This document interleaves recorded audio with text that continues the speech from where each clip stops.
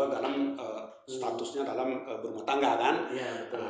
Kemudian kalau terjadi perceraian juga ada hak-hak perempuan pasca perceraian, dan itu harus terlindungi dan harus terjamin karena sehingga tentu istri sebagai sebagai ibu rumah tangga, hak-haknya dalam memenuhi kebutuhan hidupnya di rumah tangga gitu kan tidak terpenuhi, sehingga jika sekiranya seorang perempuan tidak terpenuhi hak-haknya di dalam rumah tangga seperti kelalaian oleh suami memberikan nafkahnya, itu bisa digugat loh sebagai masyarakat golongan inferior gitu ya, di masyarakat yang di bawah. Jadi memang perempuan itu dan termasuk anak gitu ya, memang termasuk yang rentan gitu, yang rentan gitu kan, rentan terhadap kekerasan, ya kan, ya, itu kekerasan fisik.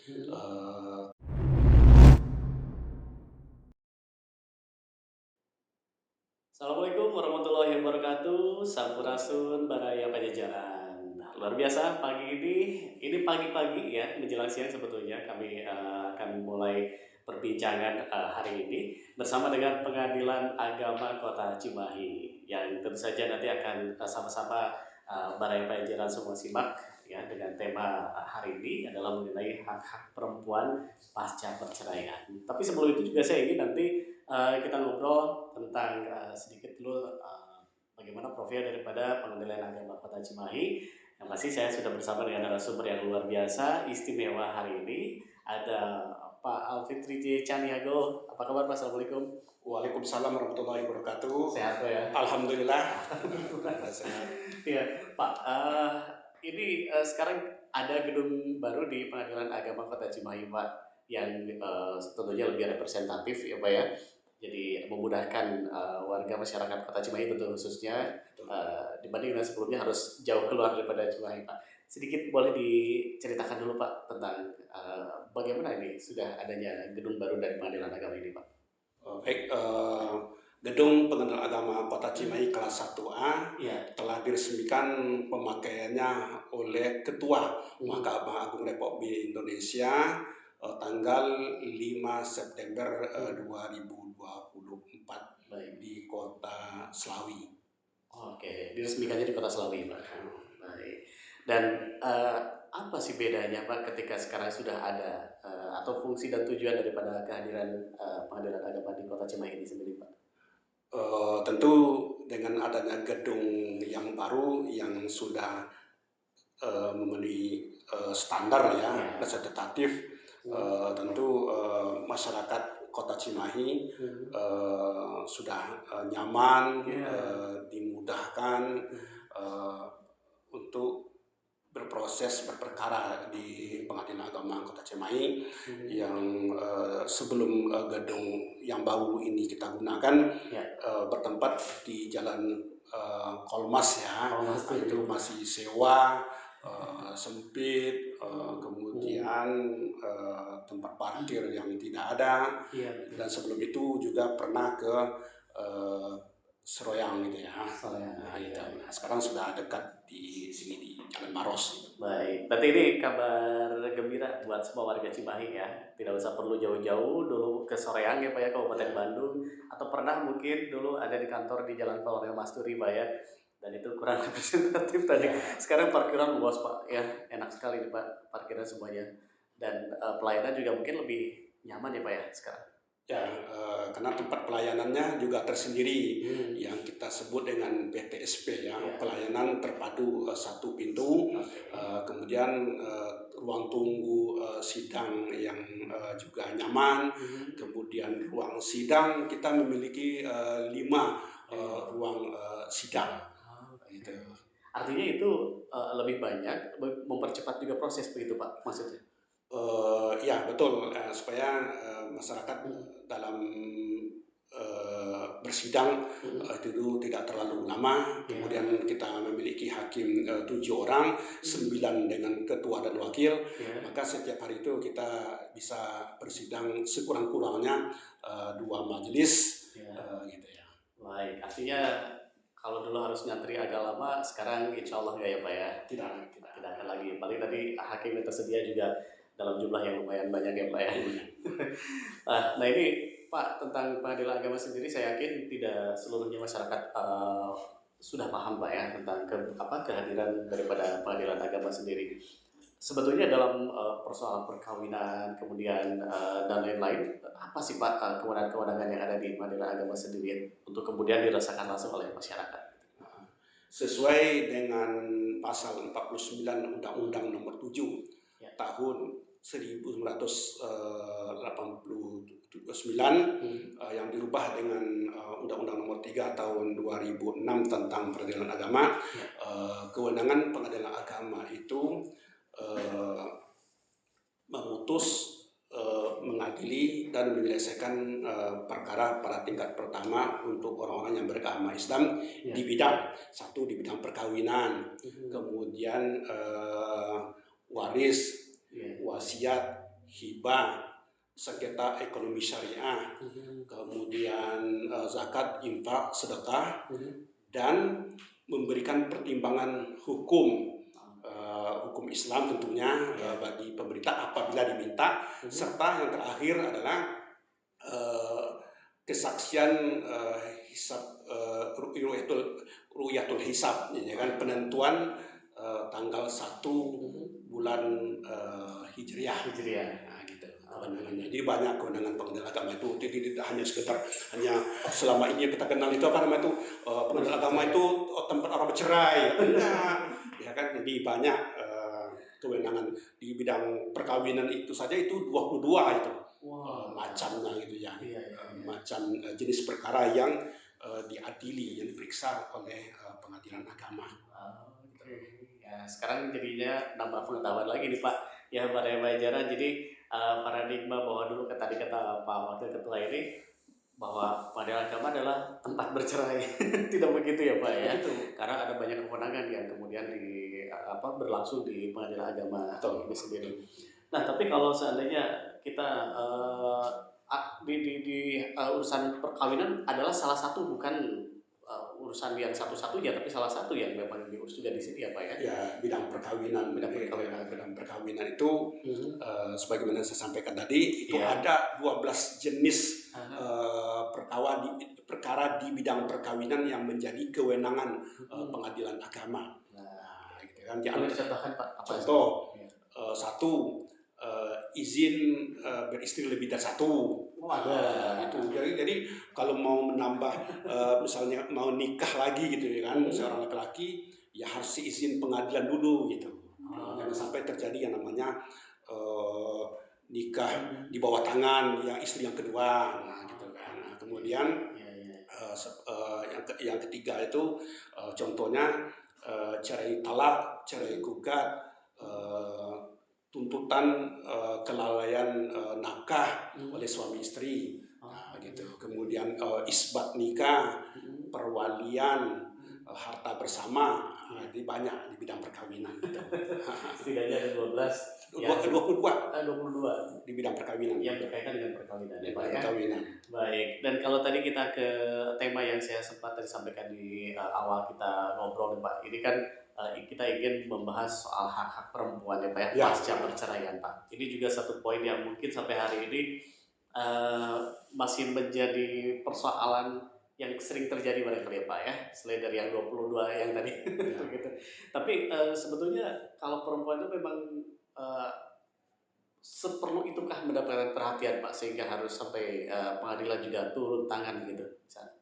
Benar, karena memang perempuan itu kan yang selama ini kita masyarakat senantiasa menstigmasikan gitu ya, stigmanya itu sebagai masyarakat golongan inferior gitu ya, masyarakat yang di bawah. Jadi memang perempuan itu dan termasuk anak gitu ya, memang termasuk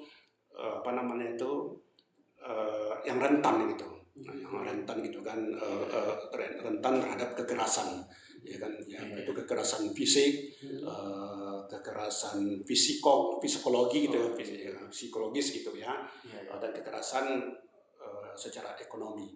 Maka negara sudah hadir untuk perempuan melindungi hak-haknya, gitu kan. Bahkan pasca bercerai pun gitu ya, itu hak-hak perempuan itu memang harus diperhatikan lah gitu kan, sehingga bisa dipenuhi oleh mantan suaminya gitu. Oke, jadi sedemikian besarnya perhatian negara ya Pak ya, terhadap hak-hak perempuan ini melalui pengadilan agama salah satunya ya Pak ya.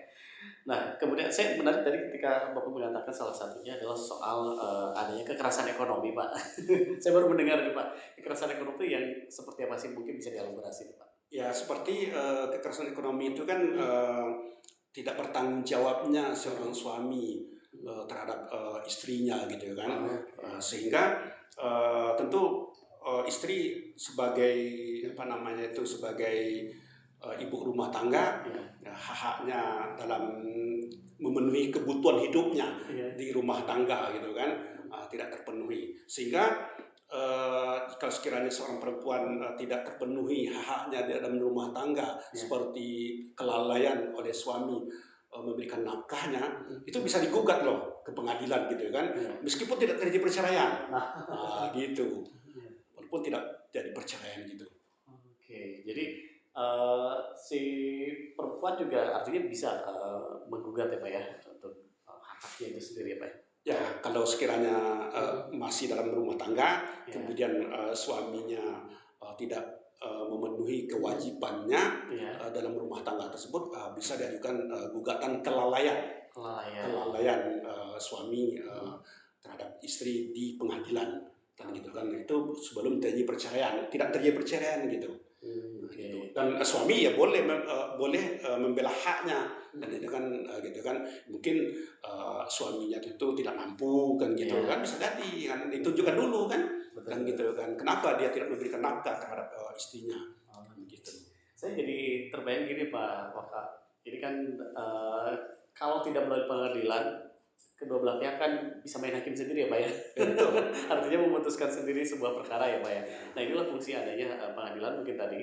Jadi ketika perempuan juga bisa mengajukan, kemudian nanti si suami bisa dipanggil juga untuk kemudian dipersilahkan menjelaskan apa yang menjadi kendala itu ya Pak ya. Ya itu kalau dalam statusnya dalam berumah tangga kan. Iya betul.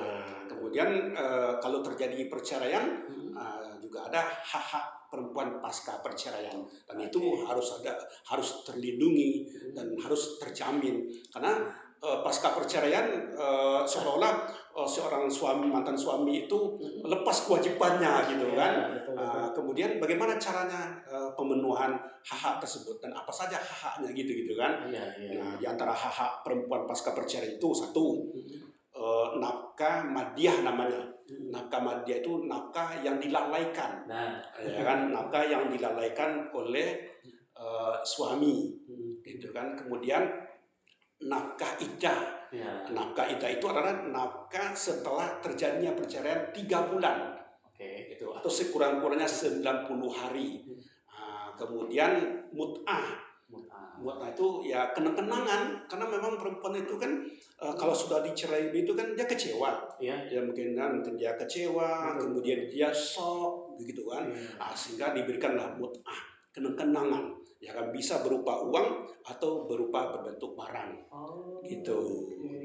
Kemudian harta bersama, kalau ada selama perkawinan kan itu kan diperoleh harta, ya kan, selama perkawinan, tidak peduli atas nama siapa, mau atas nama suami kah atau nama istri kah atau atas nama siapa saja, kalau itu memang diperoleh selama perkawinan berlangsung, maka itu adalah hak istri separuh dan hak suami adalah separuh. Dan yang terakhir adalah hak perempuan pasca perceraian itu yaitu hak asuh anak, hak asuh anak atau hadona, dan biaya pembelian anak itu menjadi kewajiban suami, mantan lah itu apabila terjadi perceraian gitu. Oke, berarti tadi ada banyak ya Pak ya hak perempuan yang perlu dilindungi begitu sampai dengan hari ini. Ya banyak gitu. Jadi selama ini mungkin para istri tidak tahu gitu ya. Betul. Gitu. Jadi ketika mengajukan cerai, gugat cerai, sebaiknya itu disertakan dengan gugatan hak-hak pasca perceraian. Sepaket aja langsung. Satu paket saja, gitu kan. Di samping menggugat cerai suaminya, juga menggugat hak-haknya pasca perceraian, seperti nafkah yang terlalaikan, nafkah iddah, mut'ah, harta bersama kalau ada, kemudian hak asuh anak dan hak ininya kan, biaya pemeliharaan tadi gitu. Setidaknya berarti saya itu ada 7 poin kurang lebih ya Pak ya. Ya gitu. Nah, bagaimana kalau dengan cerai talak gitu? Nah, itu kan cerai talak kan cerai yang diajukan oleh atas kehendak suami kan gitu kan.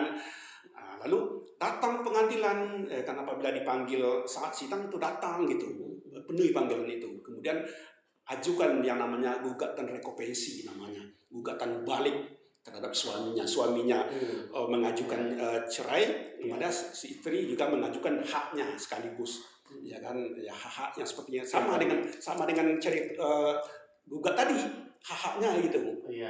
Langsung di rekopensi namanya gitu. Berarti kalau gitu Pak Waka, ketika kalau yang awal tadi kan berarti posisinya istri yang menggugat cerai Pak. Cerai, itu namanya cerai gugat namanya. Nah kalau ini cerai talak berarti suaminya yang menceraikan. Ya. Tapi hak perempuan tadi setelah perceraian tetap diajukan di 2 kasus tadi ya Pak ya? Ya. Baik di talak maupun juga dicerai. Nah, kalau dicerai gugat tadi kan sekaligus itu. Betul. Ketika mengajukan istrinya. Jadi kan ketika mengajukan cerai gugat, cerainya kemudian hak-haknya dituntut juga. Nah, kalau dicerai talak tadi, kan suami itu yang mengajukan. Nah, ketika istri datang ke pengadilan menghadiri persidangan tersebut, maka ajukan gugatannya gitu kan. Hak pasca perceraian. Itu namanya gugatan rekopensi namanya. Rekopensi gitu. Jadi, nah ini Pak jadi berpikir lagi nih para suami ya Pak ya. Jadi mau itu menggugat cerai talak ataupun harus dipikirkan itu ya Pak ya? Iya betul. Rekopensinya harus tetap dipikirkan. Jadi pokoknya jangan melalaikanlah kewajiban seorang suami terhadap istri, karena kapan saja itu bisa dituntutnya. Gitu. Iya gitu kan. Gitu, kalau dia melalaikan itu. Semoga ini jadi pencerahan Pak buat kita semua bahwa pernikahan tuh ya jaga lah ya Pak ya dengan baik, artinya jangan sampai menganggap mudah, karena ternyata bercerai pun kalau benar-benar prosesnya dijalani itu kan nggak semudah yang selama ini mungkin banyak orang lakukan ya Pak ya, terutama dalam pemenuhan hak-hak kedua belah pihak, betul ya Pak ya? Betul. Saya yang sedikit menggelitik Pak soal tadi ada kenang-kenangan mut'ah ya Pak ya? Mut'ah. Kenang-kenangan pun sampai ada haknya begitu untuk mantan istri ya? Betul. Karena kan itu bisa dianalogikan atau disepadankan dengan ketika terjadinya pernikahan itu kan itu ada namanya mas kawin atau mahar. Nah begitu kan. Mahar. Nah ketika terjadi perceraian itu diberikan mut'ah atau kenang-kenangan dan itu dihitung. Nah, berapa lama masa pengabdiannya ya kan dalam rumah tangga gitu kan. Kemudian sudah melahirkan anak gitu kan. Nah, atas dasar itulah majelis hakim akan memberikan besaran mut'ah itu. Memutuskannya itu kan, berdasarkan mut'ah itu. Dan ketika diputuskan oleh majelis hakim berarti memang sudah jadi ketentuan yang mutlak ya Pak ya? Maksudnya tidak boleh tawar lagi kalau di situ Pak? Tentu makanya ada yang namanya proses mediasi gitu ya. Nah, proses mediasi itu artinya antara suami dan istri itu melakukan proses mediasi. Ya kan, mediator yang kita sediakan di pengadilan agama. Nah, berundinglah situ untuk memutuskannya. Jangan sampai hakim yang memutuskannya gitu kan. Hakim hanya menetapkannya saja. Tetapi kalau tidak adanya kesepakatan dalam proses mediasi, ya hakim yang akan memberikan keputusannya gitu kan. Dan apabila itu telah diputuskan oleh hakim tidak saja mut'ah kan, tetapi juga nafkah masa lampau, nafkah iddah dan nafkah anak tadi kan gitu kan. Nah itu ya wajib dibayar gitu kan. Nah, makanya sebelum kalau dia kebetulan cari talak yang diajukan oleh suami tadi, maka belum bisa mengucapkan ikrar talak, melaksanakan ikrar talak sebelum hak-hak perempuan itu ditunaikan. Dibayarkan gitu kan. Kalau dia cerai gugat, bagaimana caranya? Ya kan, kalau dia cerai gugat itu ya kita tahan dulu, gitu kan. Pengadilan akan menahan akta cerai milik suami sehingga dia harus membayarkan hak-hak perempuan yang sesuai dengan putusan pengadilan. Gitu kan, ditahan dulu atas perintah majelis kepada panitra sebetulnya gitu ya, yang untuk dulu menahan tidak memberikan akta cerai untuk milik tergugat begitu. Oke, jadi itu sekali lagi ya bahwa memang tidak mudah Jaran ya, bahwa ada hak-hak di sana yang harus terpenuhi dulu begitu ya sebelum kemudian nanti akhirnya benar-benar bercerai gitu ya. Tapi mediasi yang dimaksud tadi oleh Pak Waka itu sendiri berarti memang mediasi itu dilakukan sebelum akhirnya majelis mengeluarkan sebuah putusan ya Pak ya? Media kan setiap perkara perdata itu kan harus harus dilakukan proses mediasi berdasarkan Perma nomor 1 tahun 2016 kan gitu kan, tentang prosedur mediasi di pengadilan. Nah, apabila tidak dilaksanakan mediasi maka ya putusan tersebut ya dapat diperintahkan kembali kalau terjadi banding begitu. Baik. Dipergunakan makanya mediasi itu untuk mempercepat gitu kan, karena di dalam proses mediasi itu kan para pihak itulah yang menentukan, yang memutus perkaranya kan. Betul. Jadi mediasi itu harapannya bahwa sebuah keputusan itu muncul dari kedua belah pihak, bukan dari majelis ya Pak ya? Bukan. Kalau sudah ada kesepakatan dua pihak, berarti majelis tinggal menetapkan. Ya, menetapkan menguatkan di dalam putusan dalam pendading namanya gitu ya. Supaya semua tidak ada lagi yang katakanlah lalai lagi ya Pak ya. Kalau sudah diputuskan. Kalau sudah diputuskan secara bersama orang yang para pihak yang bersengketa itu kan mereka yang memutuskannya. Jadi tidak merasa tidak merasa berat gitu ya. Gitu. Adil menurut mereka berdua kan. Betul. Soalnya kalau majelis hakim yang memutus